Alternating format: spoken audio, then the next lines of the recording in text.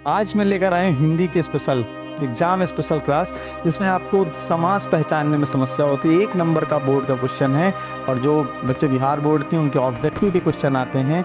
मात्र 2 सेकंड में आप पहचानेंगे समास को कैसे पहचाना। मात्र 2 सेकंड में आप देख के पहचान जाएंगे कि इसमें कौन सा समास कह रहा है। लास्ट तक देखना, रुके रहना, चैनल को सब्सक्राइब कर लेना, दोस्तों में शेयर कर देना। हिंदी, फिजिक्स, मैथमेटिक्स के लिए हम जाने जाते हैं, तो आपको मेहनत करना सिखा दूंगा, लेकिन ट्रिक भी देखते जाइए कैसे करना है, आपको मैं बताने वाला हूँ।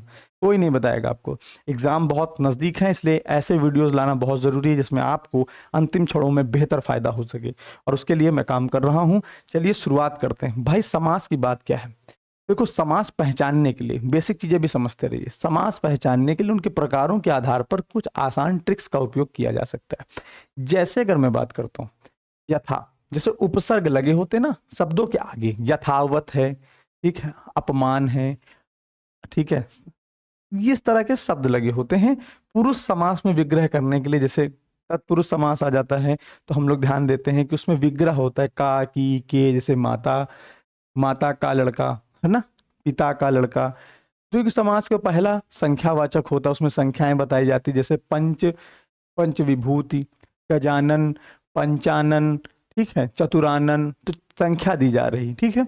और या होता है बहुब्री समास की अगर बात करते हैं, तो वस्तु की ओर इशारा करते हैं, जैसे पीतांबर, वस्तु कैसी है, पीली है, श्री कृष्ण है, उनके नाम पर इशारा करती है। तो मैं सभी चीजों का आपको बेहतर तरीके से, जैसे पहला अव्ययी भाव समास है, कैसे पहचानेंगे? अगर किसी उस पे उपसर्ग लग जाए, यथा, आ, भर, प्रति, बे आदि वर्ड लगे हों, उसे हम लोग अव्ययी भाव समास कहते हैं। जैसे यथाशक्त की बात होती, आमरण होता है, प्रतिदिन होता है, जिसमें उपसर्ग की बात होती, पहला पद में उपसर्ग लगा हो, तो ऐसे वर्डों को ध्यान देना है। जैसे मैंने कहा है ना, जैसे मैंने कहा आपके पास है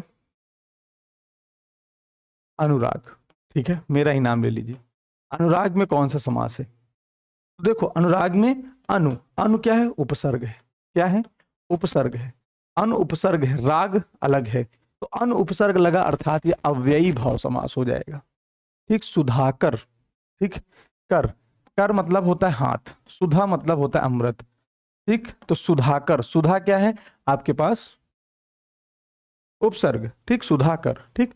तो ऐसे ध्यान देंगे अव्ययी भाव समास को। तत्पुरुष समास की बात आती है, तत्पुरुष समास का मतलब होता है कि इसमें विग्रह करने के लिए कहा जाता है। जैसे कारक चिन्ह लगे होते, को, से, के लिए, काकी के, काकी के लिए, से, ठीक, ऐसे वर्डों का इस्तेमाल किया जाता है। जैसे रोग मुक्त, रोग से मुक्त, इनको डिफाइन करना पड़ता है, ठीक। रोग मुक्त, रोग से मुक्त।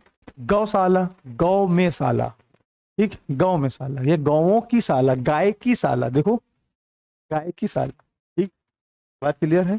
भोजनालय, भोजन का आलय, विद्यालय, विद्या का आलय, देखो का लगा है, ठीक, जिनमें हम विग्रह कर सकते हैं, उसको तोड़ सकते हैं बेटा, उसे कहते हैं तत्पुरुष समास। अगला बात, द्विगु समास। द्विगु समास में पहला पद संख्यावाची होता है, कि उसमें संख्यावाची होता है, संख्या बतानी होती है। जैसे में चौराहा, 4 राहों का समूह, तिराहा, 3 राहों का समूह, त्रिफला, 3 फलों का समूह, तिरंगा, 3 रंगों का समूह। समूह जहां की बात कर दी जाती, जहां संख्याएं बता, चतुरानन कौन सा? द्विगु समास है। पंचानन, 5 आनन, 5 मुखों का समूह। गजानन, हाथियों का, उसमें मुख लगा है तो गजानन नहीं हो सकता। चतुरानन, 4 आनन, 4 मुखों का समूह। जहां 4 संख्याओं का बात की जाती है उसे हम लोग कहते हैं ना। अब यहां बात आती है द्वंद्व समास। जैसे द्वंद्व समास में दोनों पद प्रधान होते हैं, प्रधान के मतलब दोनों इंपॉर्टेंट रखते हैं। माता पिता, डैश लगा होता है, तो डैश के लिए मैं लिख सकता हूं माता और पिता, उनको अलग करके।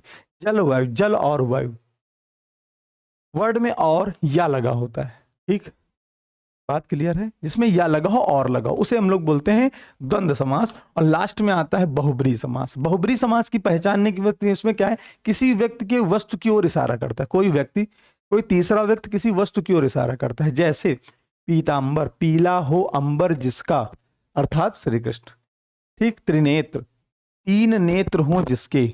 अब यही आता है गजानन, हाथियों का मुख, यानी हाथी का सिर हो जिसका, ठीक। गजानन, पंचानन, 5 मुख हो जिसके।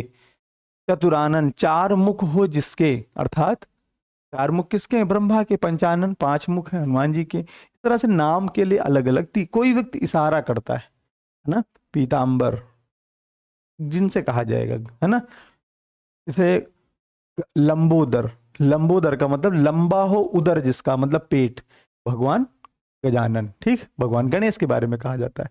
हंसानन, ठीक, हंस जिसकी सवारी, वो सिंह जिसकी हम संख्या की बात करती है, यहाँ अर्थ की बात होती है, जहां पर एक नए अर्थ की प्रधानता निकल के आती है, उसे हो सकते हैं हम लोग क्या बोलते हैं, बहुब्रीहि समास।